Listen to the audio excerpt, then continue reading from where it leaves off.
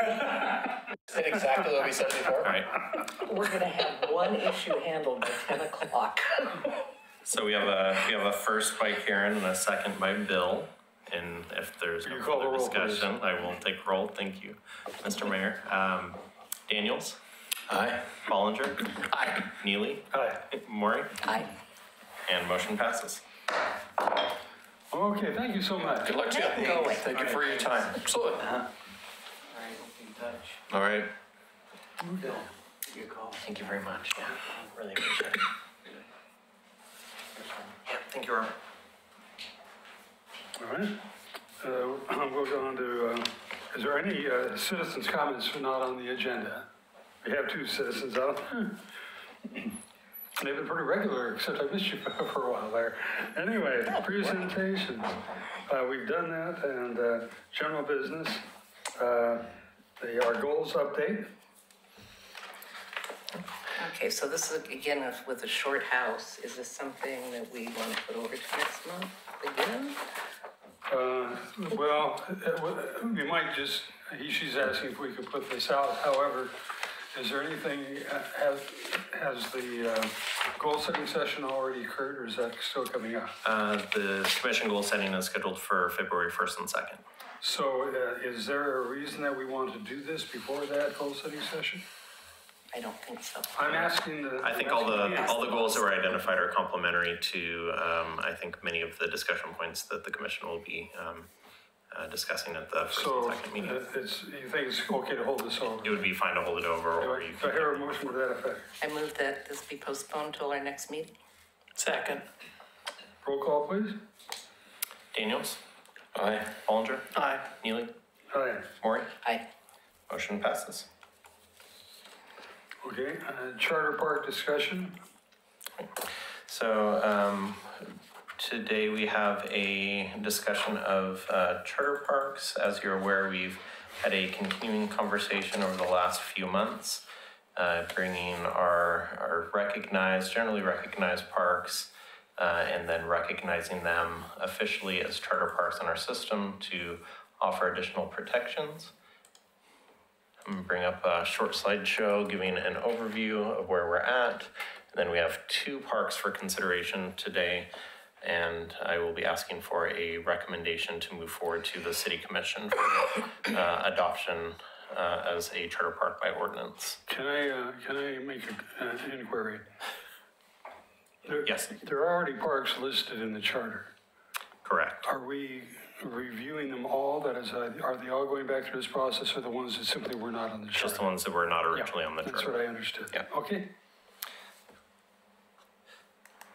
So again, Chapter 10 of the charter discusses parks and natural beauty, and that outlines how parks can be voted on and made into parks, and then after that, they cannot be changed or adapted for any other use other than for parks and recreation without a vote of the people.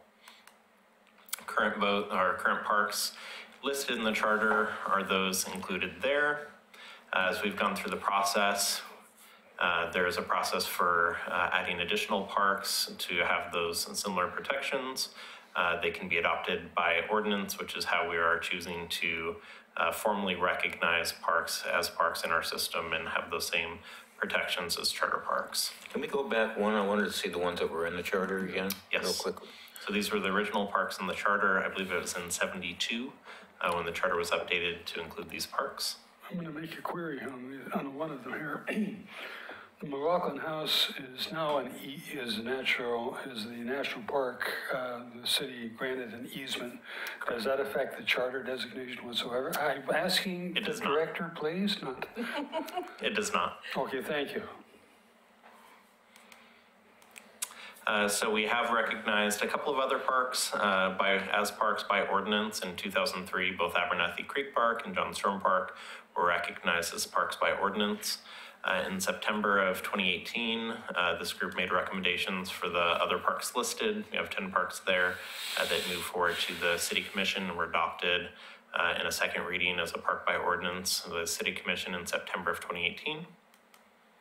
In November of 2018, we had 4 additional parks: Kenema Slope, Pioneer Center, Stafford Park, and Straight Cemetery. And then in December of 2018, Old Kenema Park was recognized as a park by ordinance. So the other parks that have not been recognized or have partially been recommended as being recognized as a park by ordinance are listed here. So under consideration tonight, we have Oak Tree Park and Singer Creek Park. The City Commission is planning to, assuming a formal recommendation from this group, to hear an ordinance for Mountain View Cemetery, which was already a recommendation of this group at the December meeting, I believe it was. And then the other 2 parks, Oak Tree and Singer Creek Park, that we will hopefully receive a recommendation tonight. City Commission, which in 2019, a date to be determined, will hopefully be observing Ermitinger House and Berkeley Hills Park as parks by ordinance. This group has already made a formal recommendation for both of those properties, but we're still working on some behind the scenes work, including easement on the Ermitinger House property for access and a lot line adjustment. And then for Berkeley Hills Park, waiting on the county to formally recognize the tract for the pump station and the easement for access from the street, from the right-of-way into the park. PRAC to consider an upcoming meeting. McLaughlin Promenade has not been recognized yet. We are in the process of producing a survey for a boundary survey as well as a topographical survey for that park this spring. And we'll hopefully be coming back to this group sometime in late spring or early summer for a formal recommendation. The other park to be determined, as we have already discussed at previous meetings, was Dement Park, which this group thought we should hold off on and possibly sell the property at some point to put towards acquisition of other green space somewhere else in our system. And is Sportcraft now off the list? Sportcraft, we will be at this point holding. The city attorney's office thought that if our lease ever expired with the current leaseholder for Sportcraft, that we would then need to go back to a public vote of the people to enter into an agreement with a different organization or business, and that it was probably in the best interest of the city to hold off on that at this point. We're currently in negotiations with the owner to update the current lease. We're in a 5-year, which expires in June of this next year, or June of this year, as it were. So properties under consideration tonight, we have 2 properties. One is Singer Creek Park, 18-acre nature park in the Rivercrest neighborhood. It has 10 individual tax lots and extends. I have a couple of unique sections of this property. We do have a pedestrian pathway which runs from this neighborhood into the center of the park. Much of this area is natural area, and then we have some open lawn area over in this section which connects to the right-of-way. Most of the pathway system is through this section of the park. It is, again, 10 lots, and the property boundaries are fairly well known. And that is all I have for Singer Creek Park, unless there's any questions or comments. And the piece that's separate of the rest of the park. You're looking over here in this area? Yes, that's the one. Yeah, Explain so to me why that That's wasn't. That's Stafford Park. That's Stafford. Mm-hmm. Okay. All right, so I'll move on to the next park is Oak Tree Park. So it's on South End Road, adjacent to the fire station. It is a 0.4 acre pocket park. It does have a couple of trees and not much else. At one point, the property did extend a little further north, northwest of the property, but was right-of-way was given to the fire station as well as for development of the property just to the north of the park. How is this obtained? You know? I'm sorry, how was this one? How was this obtained? Ooh, I think it was a plat. Yeah, dedicated as a plat. On the plat as a park. So how much of an issue is it for your limited staff to maintain that piece of property? What does it function as other than an open space? Yeah, and A that's. dog run or something? Yeah, or what's- basically, right now, that's all it functions as, is an open space. We have had conversations around maybe trying to enter into a partnership with the fire station to make improvements at that park, as it's directly adjacent. We had a similar property when I was in the Dalles that the firehouse park that the fire department assisted us in some maintenance costs, and we had some fire themed playground equipment that was on the ground. So maybe eventually looking at trying to enter into a partnership to expand what we currently have there, which is not much. But yeah, as far as the maintenance, it's mowing and very minimal tree trimming. At that point, it's just mowing is what your maintenance is. There's no irrigation in that property. There is irrigation on the property. So sometimes there could be issues with that. Yeah. Irrigation repair.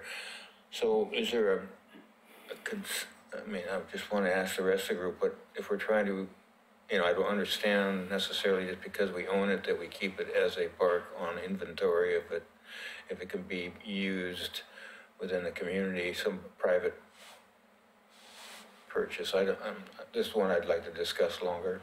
Yeah, it was dedicated on the plat, which means that if it were to not be used as a park, we would need to, we wouldn't be able to sell it necessarily. It would be reabsorbed into the neighborhood association, the house homeowners association in some form. So there would be a process of reincorporating it into something other than a park, because it was accepted by the city, by the commission as a park through the plat. Was this when So it's off the was tax this when roll. the fire station was built, or do you know? I'm asking him. Is this one? That I do not know. Okay. And it sounds like Aaron. But what you're saying is that we would not be able to sell the property. To my knowledge, the information I've received from our city attorney is that because it was dedicated as a plat, as a park, the city is caring for it as a park, and in essence, it belongs to the city. But similarly to like right of way being designated on a plat, it isn't officially.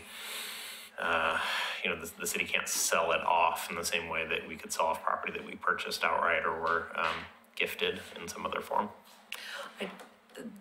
It's basically the same thing as Shenandoah and Hartke. When the developers platted out the development, they designated a spot as park. And then when they transferred, or when they filed the plat, basically they said, here, city, that's yours. So it's not the most useful little piece of ground, but It does serve a since it does, purpose we've in already that approved neighborhood. the other ones that came in the same way. Yeah, it's in a service area that doesn't have a lot of other green space, and so it does serve a purpose. Whether or not we're making the best use of that space, I would agree it does not have many amenities. Well, the concern about, say, turning it over to a homeowners association, there'd be no guarantee that it would necessarily be maintained as such. Yeah, And do they have a neighborhood association there to begin with? South End. it's in the South End Neighborhood Association. Oh, I or just something. made that statement wrong. But as far I as was the talking about a homeowners, homeowners yeah, association. I'm not sure there's a homeowners association there or not. So I understood you to say that the city cannot sell that. I would have to do additional And it's research. supposedly being used as a park right now to satisfy the terms of the acquisition. Correct, yeah. So it was platted, that was the original intent when the city took ownership of the park and approved the plat and the construction in that area, was that it would be used as a park. We, It seemed like the church owned, Methodist Church, it was moved from Partlow, right, when they originally were gonna put the fire station in, and they decided that wasn't a great spot for it. So the church offered to sell this piece of property to the fire. I don't know if it was owned by the city at that time or not, but to be used as a fire department facility. And and that was not part of the church property then, is what we're hearing?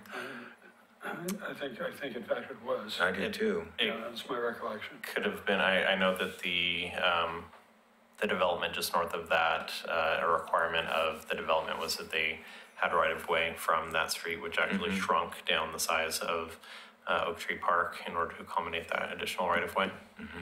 But yeah, the timing of, the acquisition, I'm not positive.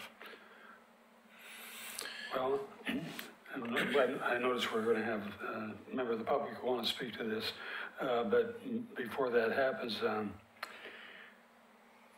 I would say if it's going to be Park's property anyway, it seems to me that there should be a discussion of how that property is being used. Maybe a grass pickleball court. Well, maybe there is a recreational aspect of it. The streets are fairly busy. Yeah. But it'd be nice to maybe put some more trees in there, or do something else with that piece of property.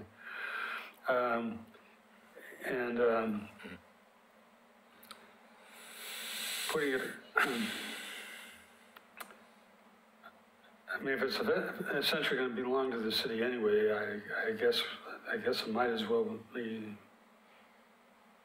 dealt with that way, and with perhaps efforts in the neighborhood to see what that property should be used for. Any other comments?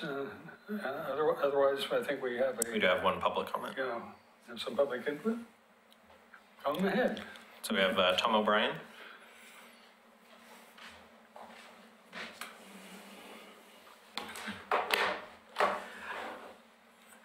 Tom O'Brien, I think you know me.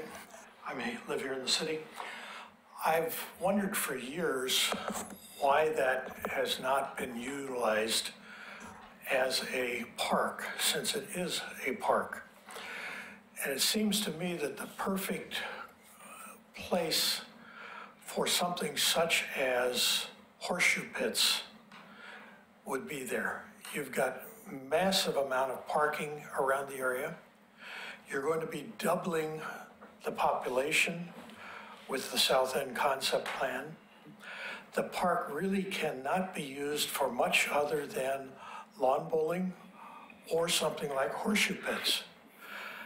Fairly low maintenance. I think the firefighters would enjoy going out there and using it if there was something there to use. I know that there are people in the neighborhood who would love to be able to utilize it for something. It has, I was just commenting on the way down here tonight, volumes of traffic going by it. We came down here at about 6:40 and the traffic was backed up 15 deep trying to get through the intersection at Warner Milne. So if we put something on that parcel of land, people would recognize that it is in fact something other than a vacant lot. Yeah, that's right. Thank you. Like I said, it was when we saw the list, we were making the tour, I had no idea where that one was. I knew the others, but I didn't know that one existed either. Piece of grass. Okay, so since it's sounding like there is an interest to retain that, I would move that Oak Tree Park and Singer Creek Park be recommended for charter status by ordinance. Your second? I second that motion. Roll call, please. Daniels, Aye. Ballinger, Aye. Neely, Aye. Maury. Aye. Motion passes. And going down the line here. The Newell Creek Canyon property. This is the metro piece, or? This is, well, kind of. Shaw Spady always gets her picture in there somehow. So a little background on the conversation today. So Metro contacted us a few months ago now in regards to well, maybe about a year ago now, in regards to Newell Creek property. And we've had a couple of different discussions in my time with the city. This group has gone on a tour of the Newell Creek property site and the proposed trail system that will go through Newell Creek Canyon. But what really spurred this specific conversation is our efforts to go through and identify properties for the city and whether or not they are parks or should be designated as parks. In those conversations, I noticed that we had a property, and it's identified here as property number 170, that is city property. It's adjacent to Mountain View Cemetery, and it has been acquired for park use, basically, and that's probably the highest and best use of that piece of property. But I also noticed in conversations with Metro and in reviewing the Newell Creek Canyon access plan is that they also recognized that as Metro property and planned accordingly to use it for their trail system through the Newell Creek Canyon. So you'll notice the property in question here in the middle, this kind of odd shaped property just adjacent to the cemetery. So the boundaries for the Newell Creek Canyon are here in the red, all the way around and just adjacent to 213. So it's 233 acres total. They have planned for 4 miles of hiking and off-road cycling trails, trailhead parking, restrooms, open areas, multi-use accessible trails, and then they also have future expansion, including picnic shelters and a nature play area. This is just a quick overview of the trailhead site map. So again, shows the parking area. It is just adjacent to the cemetery, just to the north, and will then access into the Newell Creek Canyon trail system here. So this is an overview of the trails map as identified. You'll notice the day use or trailhead area here to the left.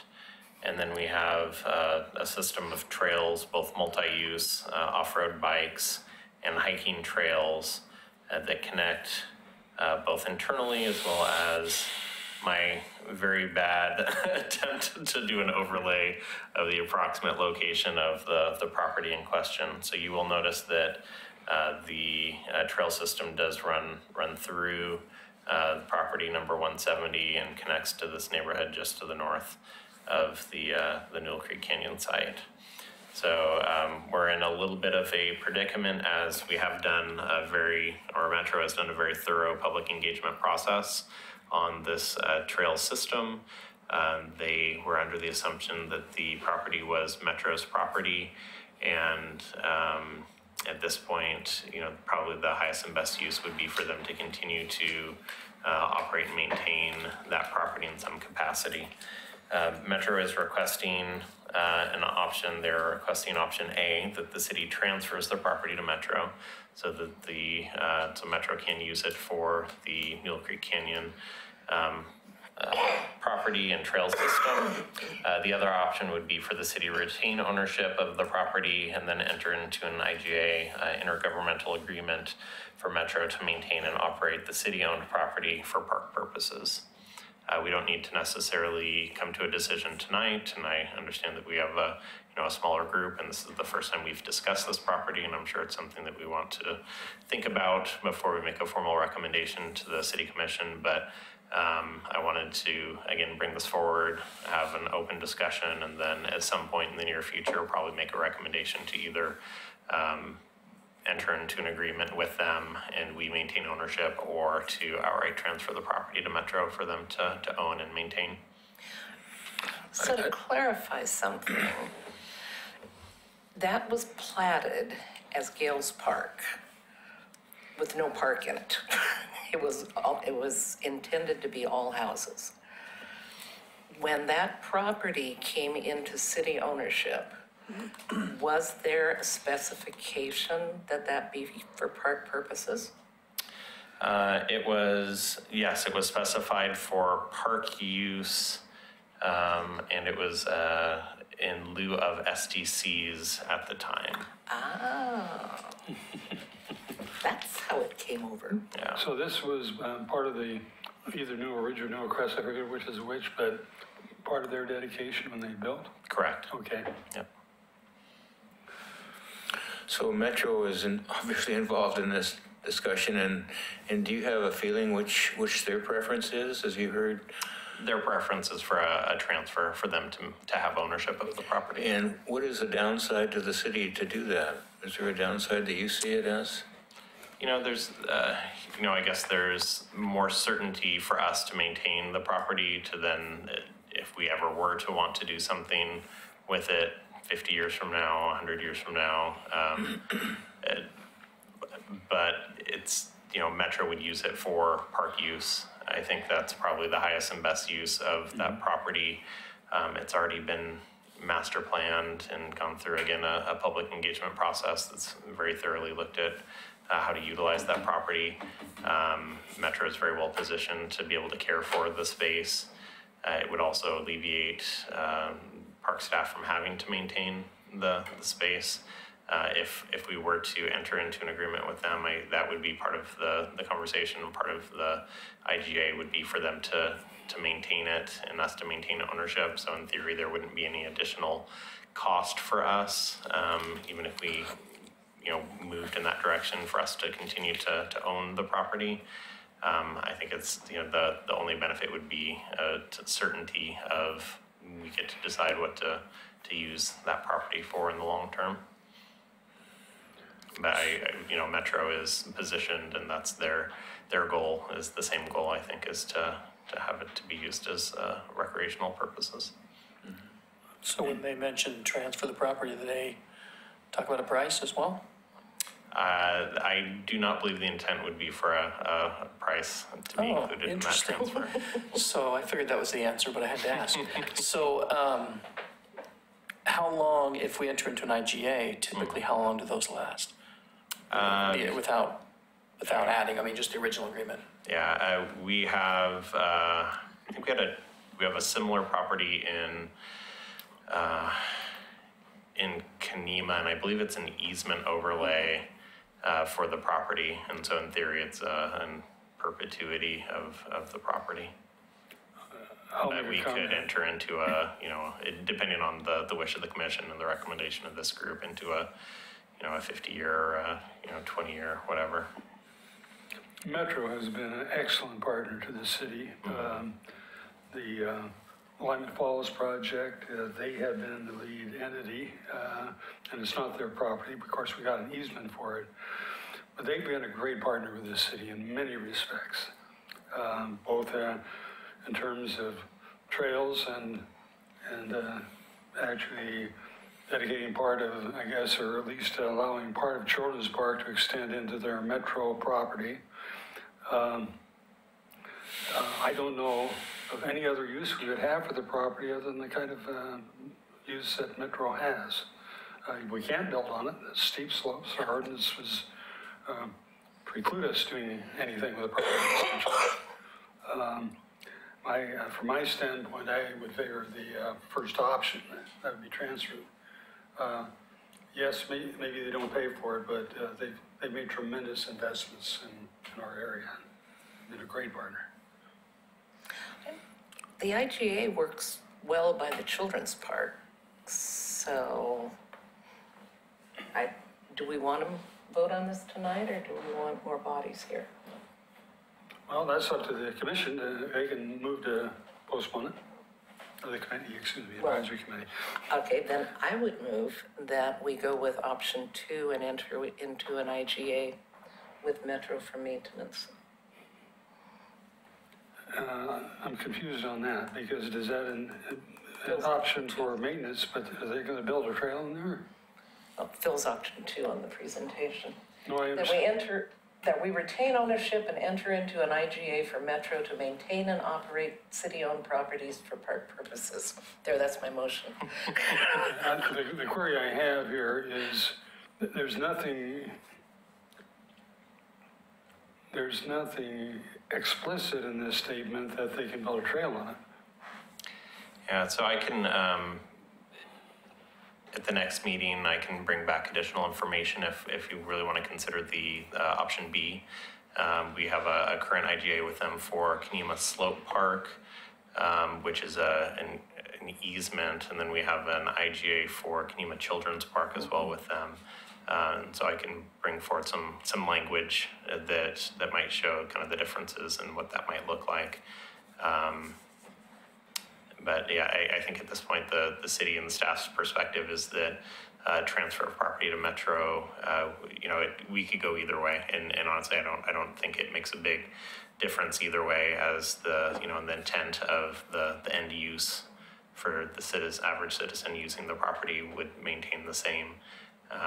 Again, the only value is the certainty for Metro in owning it and being able to maintain and plan without having to, interact with the city, versus the city, again, having securities and knowing that we would own the property long-term and still be able to work with as a stakeholder on that piece of property with Metro.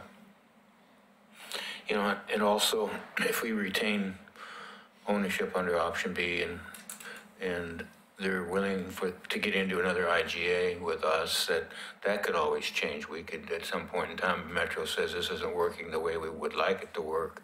They could bring this question back up again and say, would you consider selling this to us, option 1? Is that's the out on this. If for some reason that we do want to retain ownership, I don't see the advantage of it, but if we decided to get into option B, I think that's an option that we have. Is if Metro does want to own it at some point where the IGA is not working for them, then we'd be perhaps willing to sell it to them. Yeah, I will say that in conversations with Metro on other properties, their investment in the Oregon City area has been substantial compared to other communities in their service area. And so as far as purchasing properties, I've had a couple of properties come up where folks have contacted me to see if, it might be an option for us to work with Metro to acquire. And Metro's let us know that at this point they were choosing to invest in other areas based on their substantial investment in the Oregon City area. So as far as them purchasing the property eventually, I don't know that, things can change, but what they have told me recently is that they don't plan on purchasing any other property in the Oregon City area. They do plan on? They do not at this time. Yeah. This is the one that they would want to purchase? Well, I mean, it's important to them. They've already gone through the master planning process, and they're an important partner for Oregon City, as you've noted, at Kenema, as well as the Willamette Falls Legacy Project site, and obviously at Newell Creek being adjacent to the cemetery and providing the type of service that they do. We've had residents that have inquired with staff recently about having off-road biking trails within Oregon City parks and really wanting to invest and build off-road bike tracks through our parks. And it was fantastic for me to be able to tell them, well, we have this great new park which will be opening up in our city that will be a regional draw, and it's set to break ground this year. So we see it as an asset and amenity to have Metro as such a good partner within our park system adjacent to one of our properties. That master plan, which actually is going to be implemented this coming year in terms of the piece trail that goes the other direction from the property we're talking about.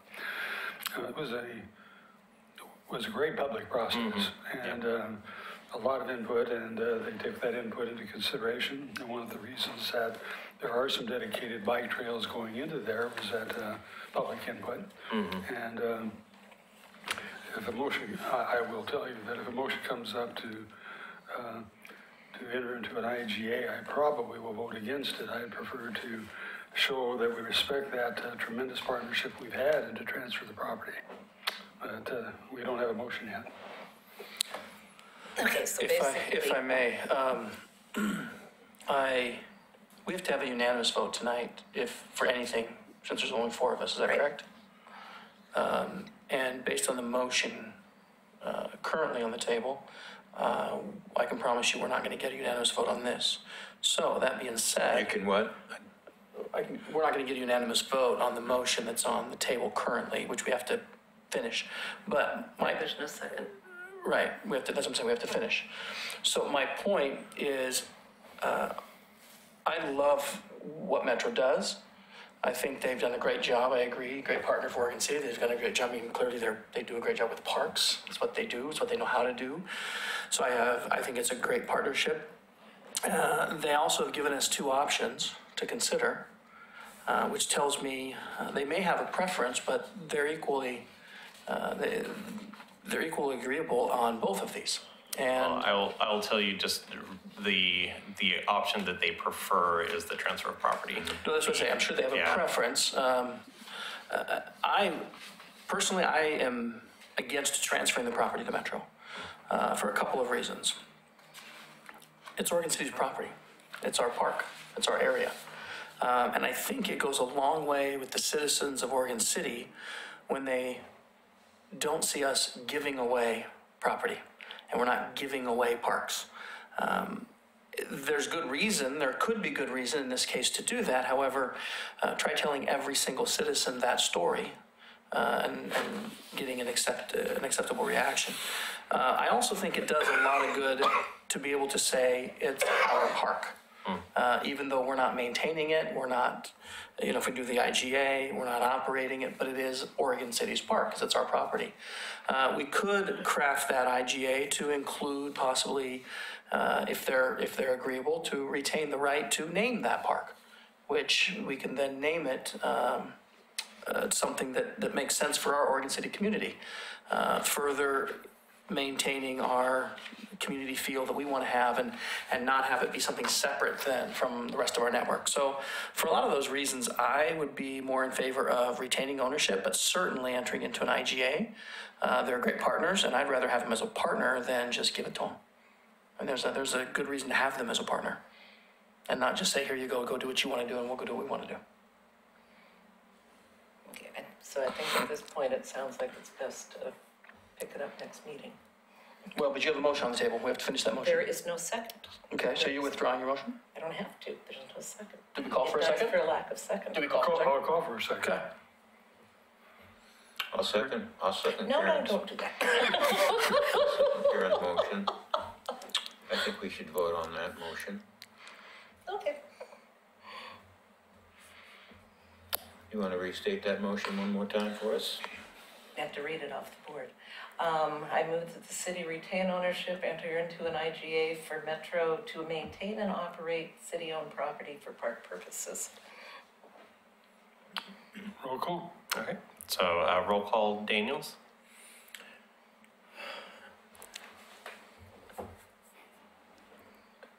No. Bollinger, No. Neely, No. Maury. Aye.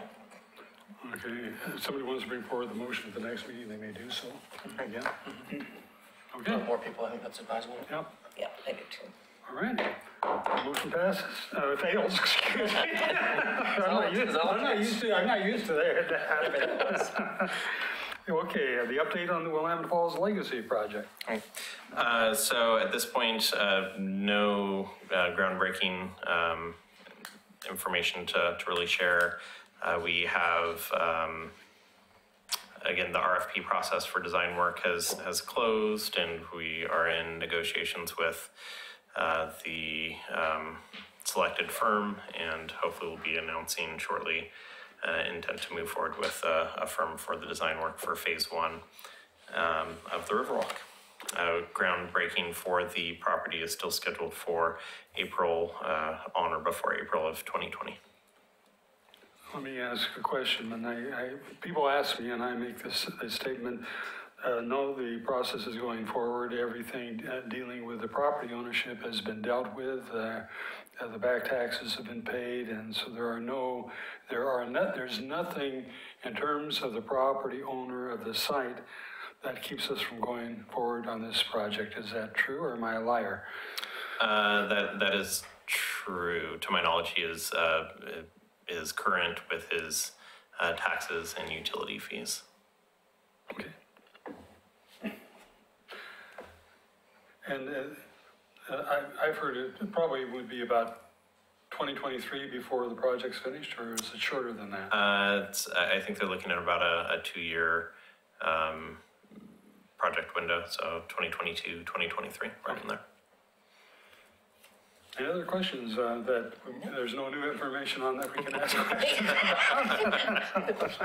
Hopefully we'll have an announcement very soon on the design team.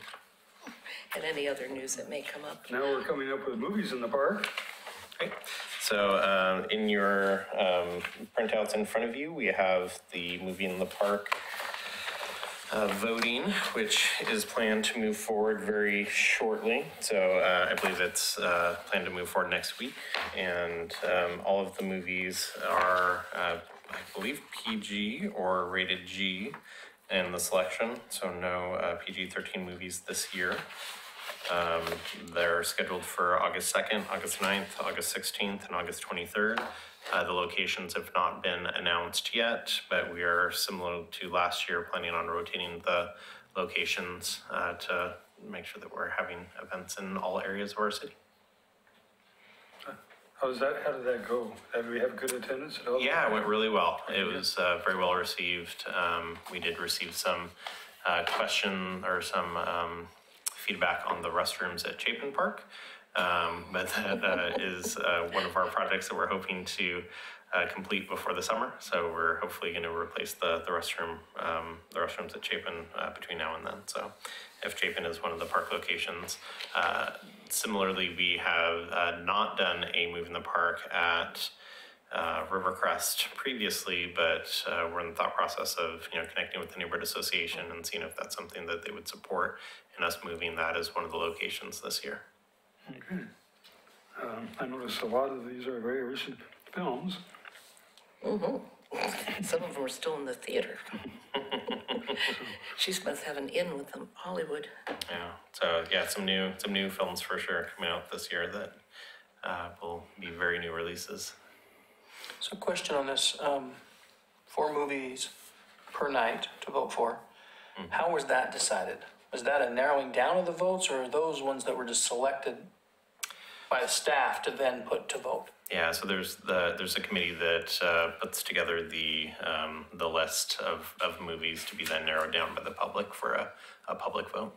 So they will be narrowed down. They haven't been narrowed down to this point. Yeah. So the 4 movies, those are options for movies. The top vote getters for each of those evenings will be shown on those evenings, and so it will be determined over the next. I think it'll be open for 6 to 8 weeks to the public to make a vote, and then we'll make the announcement and start doing the marketing materials. What about placing all 16 for vote as a group and just picking the top 4?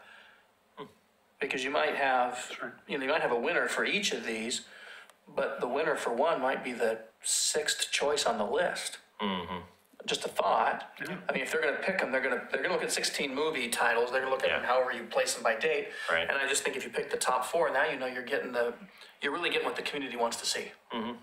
Yeah, that's a good suggestion. And some of the voting, the other part of that is some of the voting will be based on their calendar. If they look in and go, well, I'm not going to be around, so I don't care about that one. Mm-hmm. I do this one. Well, if we give them the top 4, they might rearrange their schedule to be there if it's that important to them. Mm-hmm. Bringing more people in is my point. Yep. And you got the same kind of process for naming parks and naming movies. That is, nobody can vote off the same system more than once. Ooh, that's a good question. And outside of Oregon City? That's true. I believe so. Yeah. So you have 1 vote per, per computer per. Device. So device. There's only 4 votes one way or the other. Yeah, so you can vote from your phone and your laptop if you so desire, I believe. I mean, no, I understand that, but there are some degree of protection against somebody just voting 50 times. Exactly. Or something. I mean, I know these are movies and not parks. So it's not as significant. However, it would be nice to have the voting for, to some extent, like we talked about before with the parks, to Oregon City residents. Oh, yeah, yeah. I don't know how you can track that too well, but again, it's just a part, it's just a movie. Not as big of a deal, but it'd be nice to keep it within the community. Yeah.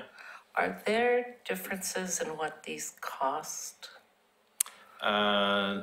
They're all generally the same price. There are some movies Just the that cost are of the a CD, little bit more expensive than No, you others. have to get permission. So there's more than that. You pay a licensing fee. I know. Public They're all, showing, they're all generally the restrictions. same. It's a little late for price. Karen to understand They humor. may be It's $50 just a one way or the joke. other. Okay, because I noticed like the August 2nd one, those are all older. Because my guess is you're gonna get the 4 most recent releases and, I don't, I wouldn't say so. no, that has not always happened that way. I mean, that is a. And if you do, that's what they want. okay. Let us know when the voting opens. Yeah, we will, definitely. For all you know, the parents are voting for the kids. Parents vote for what they want. Okay, so, next. Well, I appreciate this process. We had a few years ago, and I raised a concern that we had some PG-13s coming up. And now they've restricted, I think, all to Gs and PGs, which is. I think it's pretty much better. Yeah, Yeah. that's a better idea. Okay, let's get on to vacant positions. Okay, very good. What am I getting on to? Your agenda, first of Other- all. Crack vacant positions. Is there any reason we can't go ahead with the vote? No, I want to move tonight. I'd like a summary, like we were talking about earlier, about what we're up against here. Because it's been a little while. Yeah, so we've had a number of applicants submit. As we discussed at the last meeting, we had a couple of applicants that were ineligible based on the bylaws stating that we may only have 2 representatives from any given neighborhood association.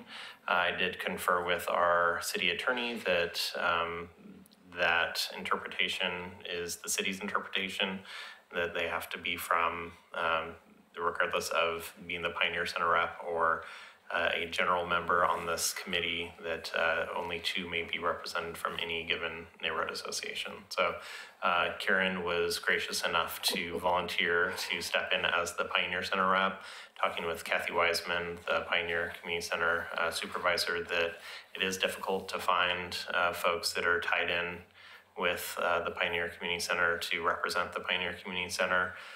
Karen has been an advocate for that building in the past and has, again, graciously stepped up and agreed to work closely with Kathy on providing that perspective and discussing the programs and offerings at that center with this group. We have 3 vacancies that opened up effective January 1. To this point, we've had 2 applicants submit applications and be interviewed that are available for recommendation and then appointment by the mayor. One of them was interviewed tonight, Jeff, and the other gentleman who we interviewed in December, and I am forgetting his name. Derek Kugel. Derek, thank you. I'm looking at it here. So those are our 2 representatives. Jeff does live outside of the Oregon City proper, outside of the urban growth boundary. And Derek is in the Caulfield Neighborhood Association. Which one? Caulfield. Caulfield. Yep. And who do we have with Caulfield right now? On the, Nobody. Nobody. Currently nobody, yeah. And So- outside the limits, nobody. Currently nobody. Okay. So I move that we recommend Derek Kugel and Jeffrey Sargent to the mayor for appointment to the Parks and Recreation Advisory Committee. I have some questions. We opened up the application process, and when did that close? Well, we extended it rather, and then it closed when? Yeah, it technically closed in still open. October. Yeah, but then And extended it. then we opened it back up and it is not closed. It's still open. So we There's have- still one vacancy. We still have 1 vacancy. Right, so our plan was to leave it open until we fill Until it, we fill essentially. the position. And so, if Sean I'm understanding has- what you're saying is, we have no other applicants that we have not yet interviewed, right? Exactly, yes. And Sean has agreed to stay on as long as is needed to fill that 9th seat. He was unfortunately unable to make it tonight because of a anniversary and a prior commitment with his wife, which is understandable. But we will continue to advertise for the one vacancy and bring forward interview candidates as we have them. I know we haven't gotten a lot of candidates, but I just wonder if it makes more sense, since we're looking for the best candidates, to wait till we get enough to vote on, because Karen, if I'm not going to be allowed to speak, I'm really not sure why I'm here tonight. I mean, Robert's Rules of Orders, we also have kindergarten rules of orders. Don't speak until it's your turn. All right. So I think it might make sense for us to wait until we have enough applicants, because although we're waiting on just one more in that time period, we could get two more. And now we've got 4 to fill 3 positions. So that's my thought. What is the deadline? Or we just advance it? Is that Yeah, what it boils down so to? the deadline was in October, and it's currently open. I guess I disagree. We're going into here, we'll be going into our second meeting without having a full board, and we won't even have it then. I'm particularly impressed with this applicant, but I was also impressed by the other applicant, and I would prefer to take action on it. And I guess the chair can make a second if nobody else is going to do it. I think Troy has a good point. That, first of all, I don't see a downside to having a seat not filled. It's not going to make or break our discussions or probably our votes. I think it's better to try to look to get a couple of people to interview so that we can maybe make the best choice on a couple instead of just taking the first one that applies and quote unquote qualifies to be part of the commission. Okay, so the reason I made the motion, which has now again not been seconded, they are both excellent. I just Oh, seconded thank you. They are both excellent candidates. We do not have another application. It's time to get up to speed, fully personed. I was going to say man, that's not right. Let them, we need to get them on board. Let them start coming up to speed. We're looking at goals. We're moving ahead with projects. We owe it to ourselves to have a full board. And if that one application doesn't come in for 6 months, we have 2 excellent candidates that are going to lose interest. No, I misunderstood, and I agree with what your point was and is. And I We would leave make- one vacancy open and proceed and not fill that vacancy with just the next application. Correct. And the point is, the people that have come to us have been interested in the position. Now, you can go try to recruit somebody else if you want to, but the point is they haven't stepped up on their own to do so. All my people I've recruited are from the McLaughlin neighborhood. You don't get out much, do you? You stay right there. So, I mean, we had a deadline of October. We're now through January, on our January meeting, and I just don't see the point of keeping it going in order to have more than 3 applicants for 3 positions. Let the record show that I listen and can be persuaded. I agree. Well, okay, in that case, we'll take the vote anyway. You call the roll? Roll call: Daniels, Aye. Bollinger, Aye. Neely, Aye. Maury. Aye. Okay, very good. There. And I got it with my verbal tics. Okay. We need to go back to the minutes. Yeah, let's go back to the minutes. Have everybody had a chance to look through them? I did short, gave it an overview and didn't see anything that stuck out to me. I move they be approved as distributed, Written. Approved as written. written. Okay, that works. I second that motion. Okay. Any discussion? Hearing none, call the roll, please. Daniels, Aye. Bollinger, Aye. Neely, Aye. Maury, Aye. and motion passes. I will tell you that, having accidentally put in the wrong minutes is okay. I will not mention the committee, but there is one committee that the minutes the last minutes approved were those from April of last year.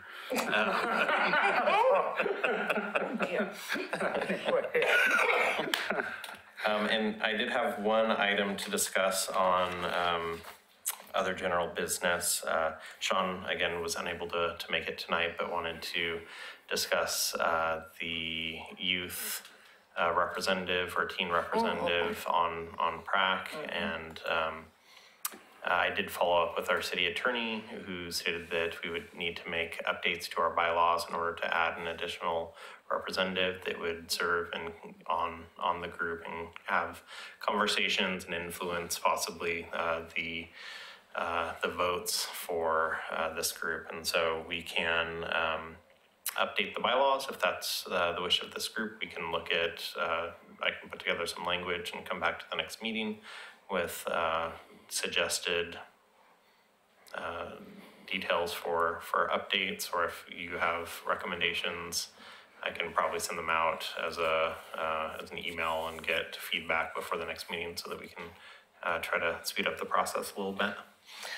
I have an oddball question. Is there anything whatsoever in the charter and city ordinances, you name it, that sets a lower age limit for a committee member? I am unaware of any language that would. So couldn't that open position right now be recruited from the youth? I would have to follow up. Without designating it as such? I would have to follow up on that. Okay. Yeah, I'm not positive. I had a similar thought, given the crossroads we're at right They now. would be a voting member. But I've been a voting member as a youth on adult boards, so. Well, and I had similar thoughts just a minute ago, given the crossroads we're at, that maybe the language that we look at would be not adding a 10th position, but with the option that the 9th position could be a student representative with voting rights. And again, that I think might help us if we ever have a challenge in filling that position because of the age, being a youth.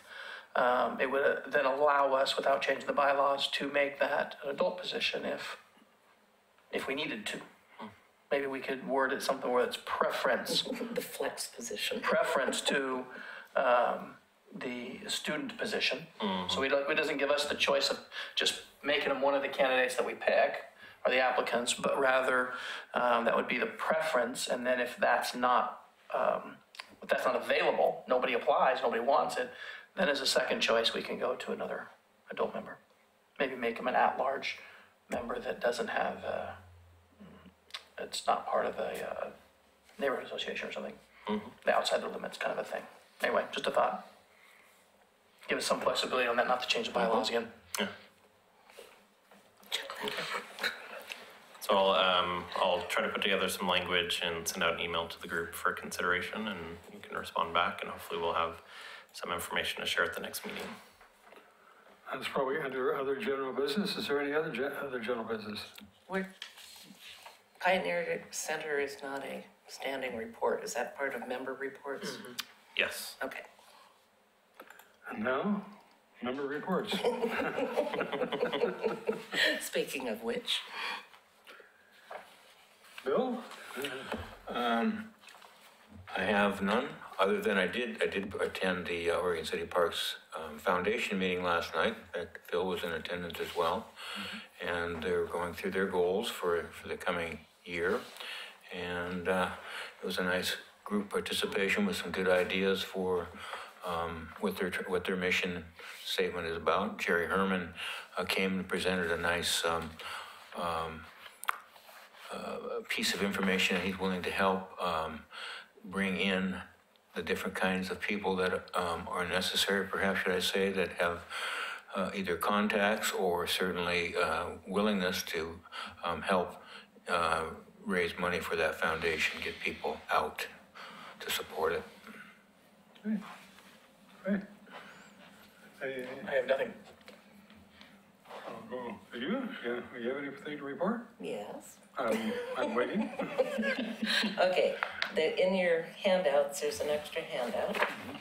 And I had a lovely long meeting with Kathy. What we decided was each month, I'm gonna go a little deeper into something about Pioneer Center rather than just kind of this, that, and whatever. So for this month, we picked actual trackable statistics. And this shows you, and some of it I had to translate for myself. This is participation in the transportation project, Meals on Wheels, congregate dining, center services, recreation, and meetings and rentals. And center services is anything. These numbers, which add up to 125,797 service units. These are people that are receiving trackable services. So if you go in, say you sign up for Meals on Wheels, you fill a form out because each of these services is backed by multiple funding sources. And there's different reporting that's required. If it's county money, it's federal money, it's whoever's money. So her bookkeeping is quite interesting. Those numbers actually only account for trackable units. This doesn't count everybody else who walks in. So if you walk in to play pool, if you come in to take part in have a meeting or something. And one of the things she had commented on was that she was proud of herself because the carpet that they put in was only supposed to last for 5 years, and she's going on 8. And then she handed me these numbers, and I said, wait a minute, look at all those feet that have been on that carpet that you're managing to maintain. So we got to be proud of her over the carpet. But, these are big numbers, and you're talking about a staff of 3 and a lot of bookkeeping. So welcome to the numbers. And next month, we will be discussing taxes. Very good. I'm just curious, could you work with her to provide, say, a 10-year listing and just see how things have grown or not? I would think she could have somebody pull it out. Just on the totals. That'd be great. And just one other little tiny side thing. I have huge thank yous to the cemetery staff. In December, I discovered that there's a young man buried there who was an orphan raised in Minnesota. He joined the Marine Corps when he turned 18, was sent to Mare Island in California, served his 2 years in the Marine Corps in California, met 2 brothers from Oregon City. So when they were all discharged, he came to Oregon City with them, got a job at the paper mill, moved in with a coworker on a houseboat, and 3 months after he moved here, fell off the houseboat and drowned. Never married, he's an orphan, he's never been married, he's a military veteran, and he has no headstone. And so we found that there is a way to apply to the VA for a headstone. On their form, it says you can do it as a cemetery, but as soon as we did it as the cemetery, they came back and said, well, no, it has to be family. So Deborah, thank goodness, said it in enough ways. He's an orphan. He was raised in an orphanage. We're still not guaranteed that we're going to get it, but the VA is still working on it. And I basically had said, all I want for Christmas is a headstone for this guy.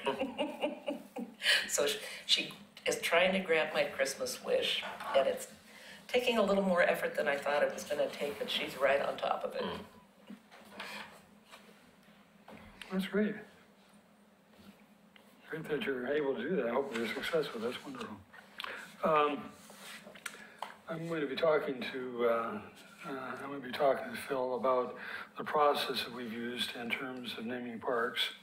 The Greater Oregon City Watershed Council is taking on the getting names on some of our unnamed streams that pass under our arterials and collectors in the city. We have put signs, we've got 13 signs on stream crossings.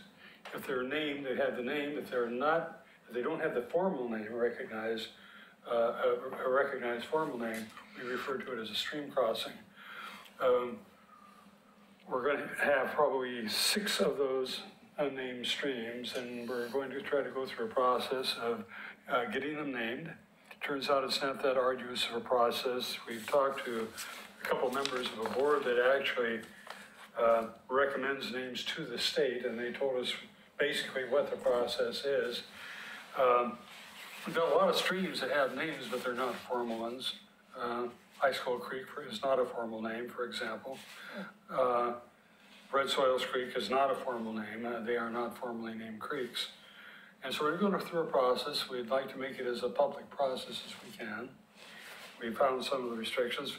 It's not a requirement, but it is suggested that we, on any names we come through a tribe, and since this is the ceded territories of the Confederate tribes of the Grand Ronde, we can do that process, and we got suggested names of people to talk to there when we get further into the system.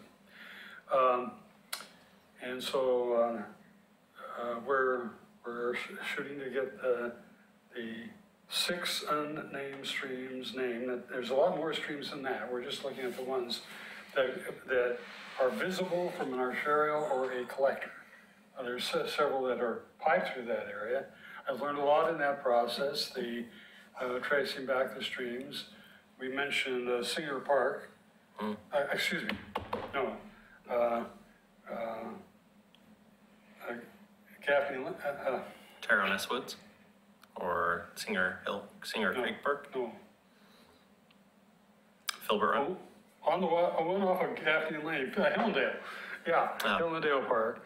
The stream running through there is Mud Creek. Mud Creek, yeah. And I was not aware of that before until we looked at these maps. A lot of people were giving various names, but this is a creek that we in fact have a name on, where Mud Creek passes on Myers Road down into the canyon there. So it's a process that we're working on, and I'm looking forward to having discussion with Phil how we could best do this. We're not doing this as a city undertaking specifically, but we'll be informing the commission and so forth as we go through this process. Great. So that's my report. Anything else for the good of work? Oh, no, yeah, staff. Oh, yeah. Staff report, my apologies. So the recreation report, I believe you got from Denise, but I was looking back and I wasn't sure if you received that or not. Yeah, I think we did. Okay. If not, we will get it to you. She's back next week, and we'll make sure that we send it your way. The City Commission retreat is scheduled for February 1st and 2nd. Community Services will be presenting on Friday evening, so that is a public meeting, and you're more than welcome to attend. There's also public comment periods throughout both Friday and Saturday if you'd like to give comment. And it's where? It will be located at the Willamette, the Providence Community Center on Washington Street. Okay. Yeah. So it's a Friday evening beginning at 4 and Saturday most of the day, I believe, beginning at 9. But it's publicly posted on our website for additional information. Charter Park update. So the City Commission will be receiving a Charter Park update similar to the one that we received today. In addition to the information that we have today, I'll probably include a couple of additional slides of properties that have not been that are not necessarily parks, but are park owned, maintained. So looking at the trailhead for the Clackamas River Trail, looking at another couple of properties that we maintain that have not been designated as parks to date, or that might not necessarily have the same type of public impact that some of our actual parks have. So not a lot of new information, but definitely it would be great to have folks from this group there, and it's, again, open to the public. We'll be making that presentation during a work session in February, so the second Tuesday in February, and I did not write down the date, but it'll be the second Tuesday. And that is all the items I have for staff reports.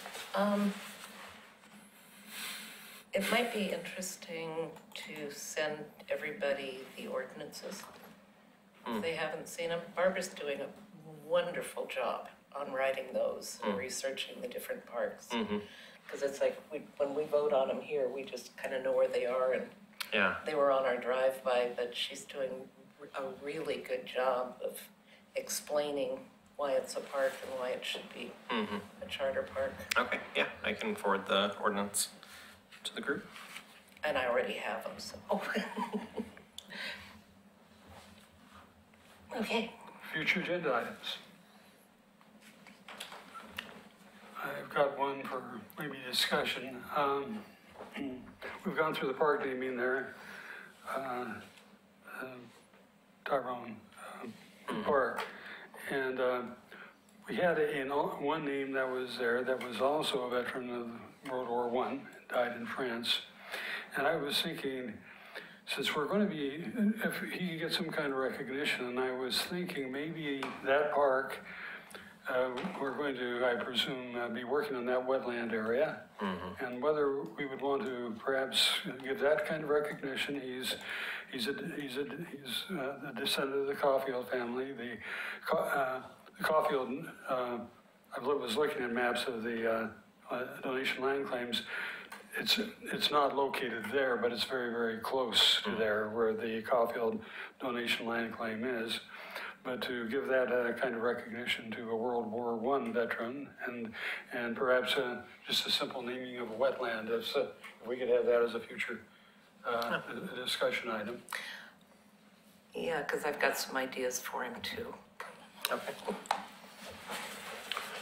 I had an agenda item I'd like to ask about is,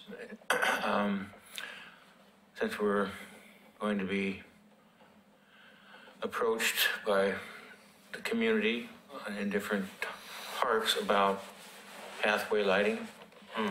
And obviously we have a budget issue already, but I'd like to once again maybe review, especially for new members that come aboard, the possibility of using SDC money for parks that have never had lighting in it, if that's an option that maybe the community would support, using SDC money for pathway lightings, as opposed to always using it for procurement of property. Good idea. And the other one that I was wanting to find out about more was, are we any closer to Clackamat Park master planning? I know I bring that up each time, but I know that your plate is always full, but I didn't know if there was budget available to hire.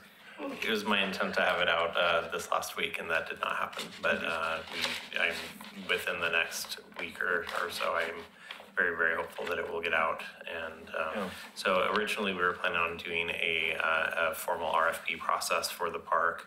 But I think at this point, we're probably just going to do a shoulder tap and intent to issue on